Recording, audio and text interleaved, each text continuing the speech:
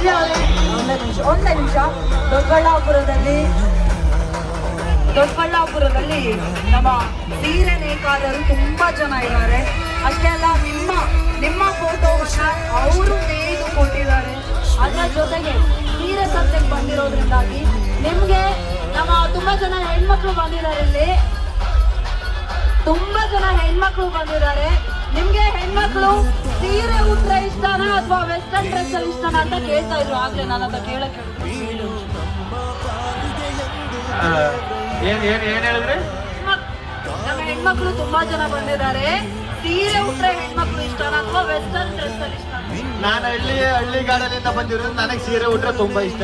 ಈಗ ನೋಡಿ, ನೀವು ಸೀರೆ ಉಟ್ಕೊಂಡಿದ್ರೆ ಎಷ್ಟು ಚೆನ್ನಾಗಿ ಕಾಣ್ತಾ ಇದೀರಿ ನೀವು.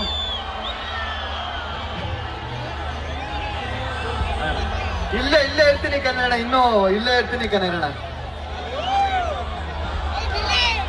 Thank you so much. Thank you Gilli ಅವರೇ, ಥ್ಯಾಂಕ್ ಯು ಸೋ ಮಚ್. ಎಲ್ಲ ಒಳ್ಳೇದಾಗ್ಲಿ ನಿಮ್ಗೆ.